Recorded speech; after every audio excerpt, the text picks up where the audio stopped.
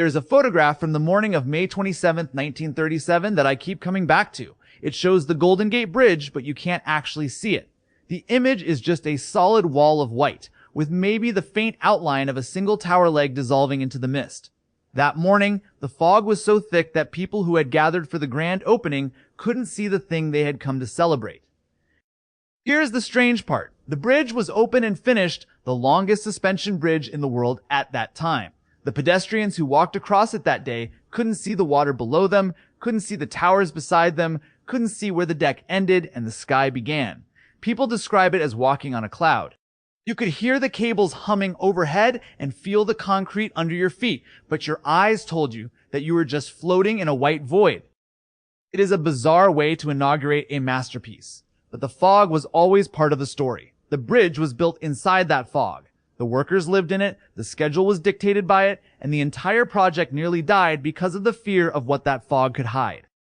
So I want to sit with a question today.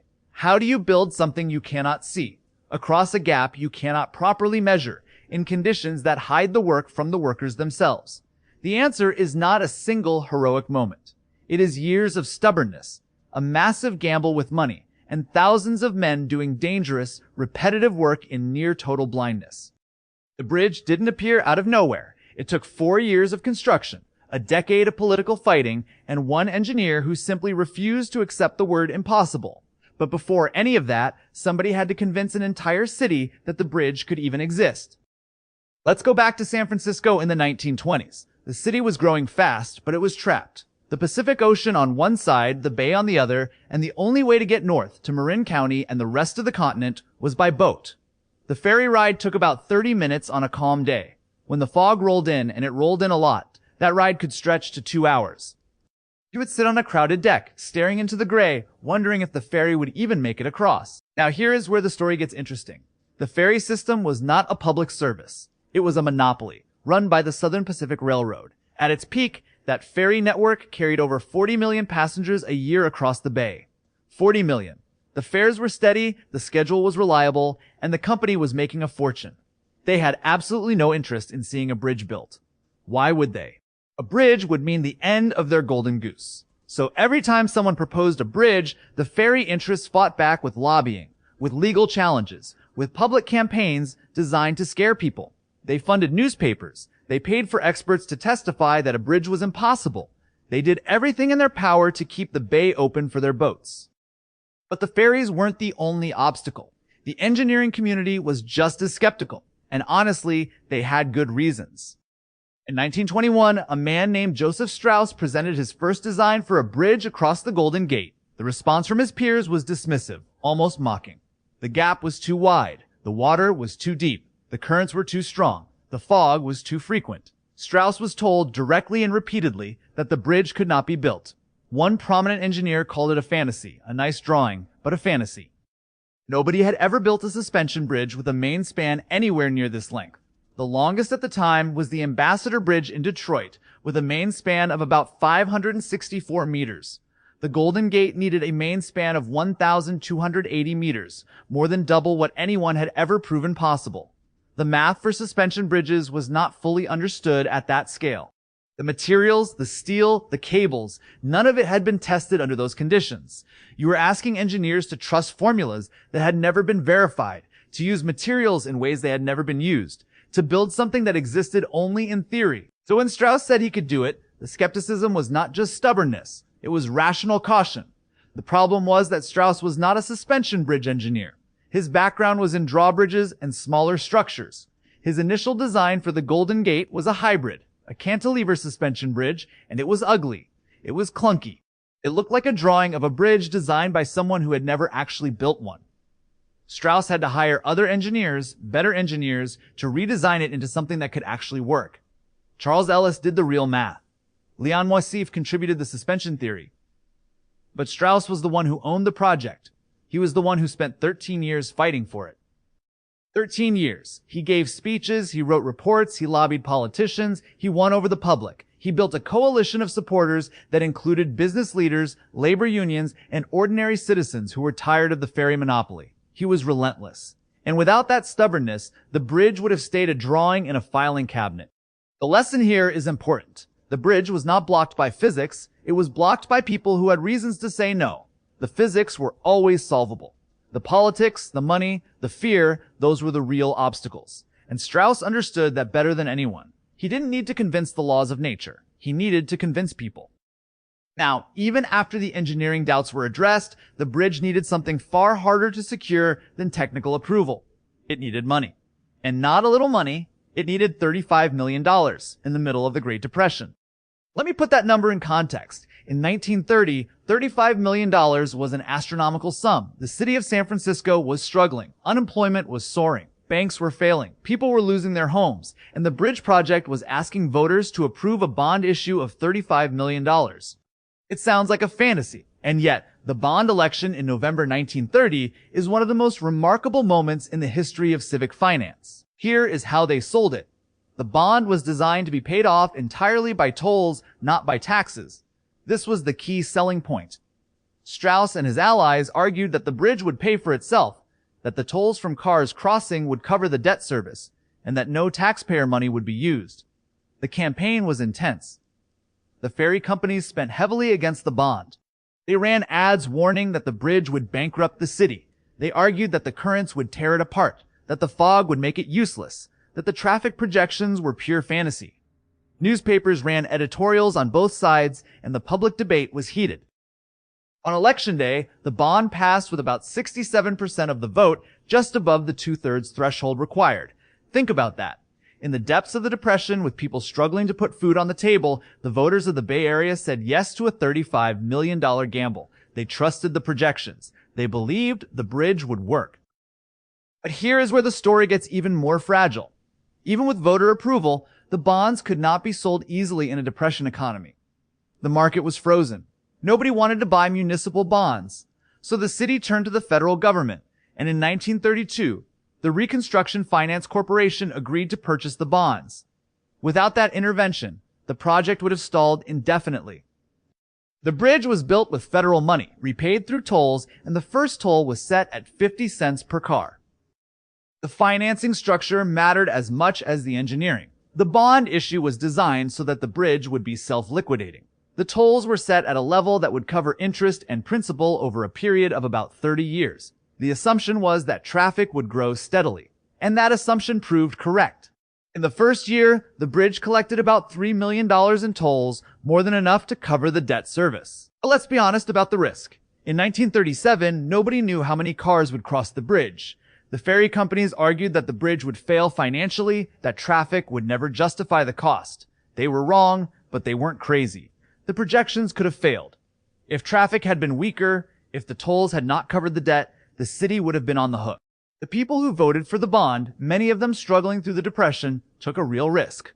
They trusted the projections, and they were rewarded. The bridge was built with borrowed money in the worst economic moment of the century, against the active opposition of a powerful industry. The reason it worked was that the financing was honest. The tolls covered the debt. The math held. Now let's talk about the actual construction, because the fog, the thing that made the opening day so strange, was not a dramatic detail. It was a practical condition that shaped every decision the builders made. The Golden Gate Strait experiences fog, on average, for about 3 months out of the year, often dense enough to reduce visibility to near zero. The construction crews learned to work in bursts. When the fog cleared, they worked around the clock. When it rolled in, they stopped. This was not an occasional inconvenience. It was a rhythm that the entire project had to respect. The schedule was built around the fog, not in spite of it. Think about what that means for the workers. You are standing on a narrow beam, hundreds of meters above the water. You are covered in fog. You cannot see the ground. You cannot see the water. You might not even see the man working next to you. The only thing you can do is hold on and trust that the structure is where you left it. The psychological strain was real. Some workers quit after their first day. Others adapted and stayed for the entire project. The crews developed systems to work in zero visibility. They used radios and whistle signals to communicate. They used foghorns to keep barges and ferries on course. They had a system of signals that allowed materials to be lifted and positioned even when nobody could see the load. You would hear the whistle, you would feel the tension on the cable, and you would guide the load by touch. It was slow and painstaking, but it worked. The fog also affected the safety systems. The famous safety net, a steel mesh suspended beneath the deck, was installed partly because the fog made falls more likely. A worker who slipped in clear weather had a chance of being seen and rescued. A worker who slipped in fog was simply gone. The net saved 19 men who fell into it, and they became known as the Halfway to Hell Club. But the fog also contributed to the accidents that killed 11 workers during the project. The net couldn't save everyone, and the men who died, they died in conditions where nobody even saw them fall. The fog was not an enemy to be defeated. It was a schedule to be respected. The builders worked with it, not against it. And that is a lesson that applies to a lot of things in life. You don't always get to choose your conditions. You just have to learn how to work within them. Now let's go underwater. Because the towers of the Golden Gate Bridge stand on piers that go down through water and mud to bedrock. And the water depth at the tower locations is genuinely terrifying. It reaches about 100 meters. To put that in perspective, that is the height of a 30-story building. And the currents in the strait are among the strongest in the world, running at up to 7 knots. Getting the foundations in place was the most dangerous part of the entire project. The South Tower, the one on the San Francisco side, sits in water about 100 meters deep. The construction crew had to build a cofferdam, a temporary enclosure in the open water. The cofferdam was a massive steel structure that had to be floated into position and then sunk to the bottom. The currents made this incredibly difficult. The structure was nearly lost more than once. You would have a piece of steel the size of a small building swinging in the current, and you had to guide it into position with cables and winches, all while the water threatened to tear it away. Once the cofferdam was in place, the crew had to blast through the rock at the bottom of the strait to reach bedrock. Divers went down in the murky water in conditions of near zero visibility to place explosives. The divers worked in shifts, descending through the darkness, feeling their way along the rock, placing charges by touch. They had no communication with the surface except through their air hoses, which were used as signal lines. A series of pulls on the hose meant specific instructions. The divers had to trust their training and their hands, because they could not see anything. One diver described it as working inside a washing machine filled with mud, the cold water, the strong currents, the total darkness, the constant risk of entanglement. If your hose got caught on a rock, you were in serious trouble. If the current pushed you into a crevice, you might not get out. The divers were a specialized team, recruited from the Navy and from commercial diving outfits. They were paid well, but the work was relentless. The blasting created a level surface for the concrete foundation.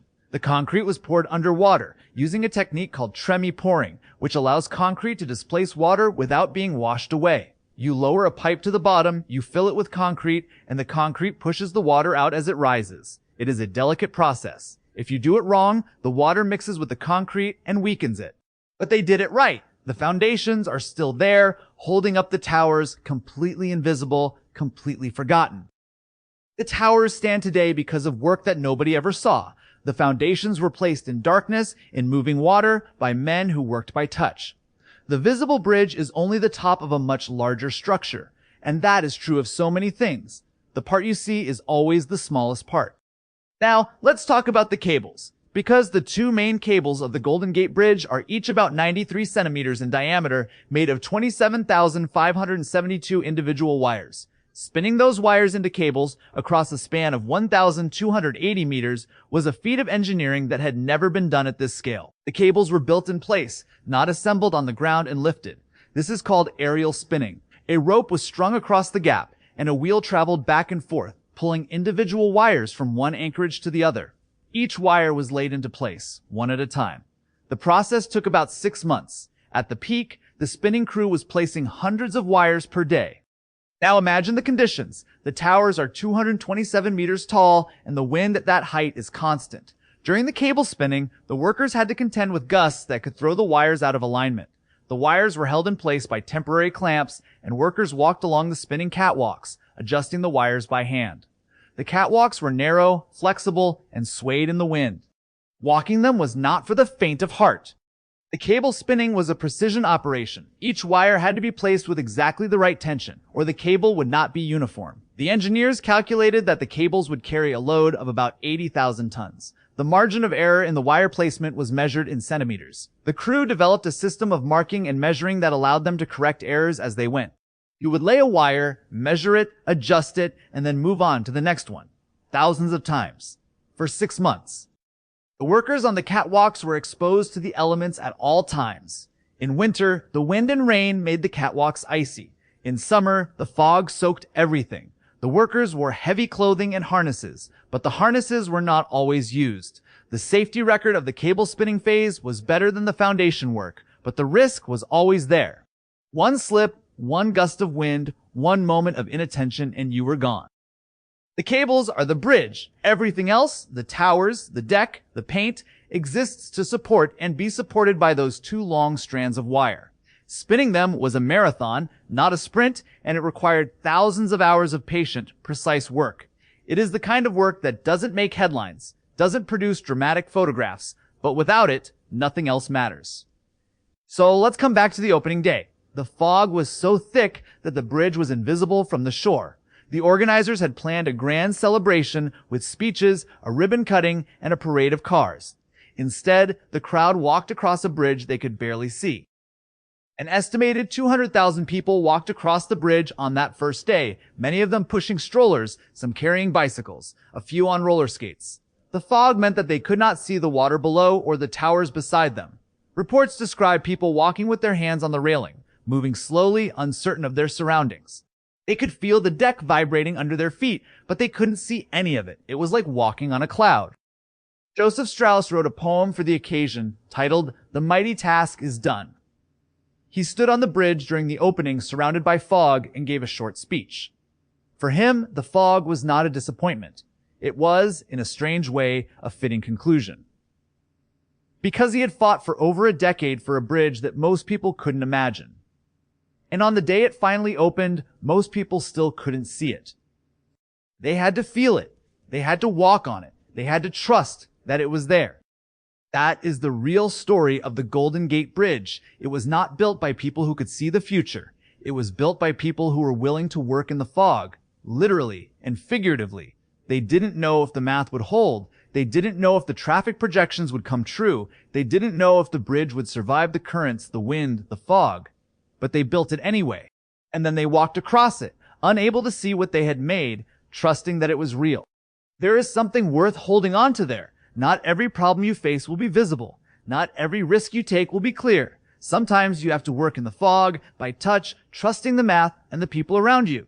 And if you do it well, if you are honest about the risks and careful about the details, you might just build something that lasts a century. The bridge is still there. The fog still rolls in.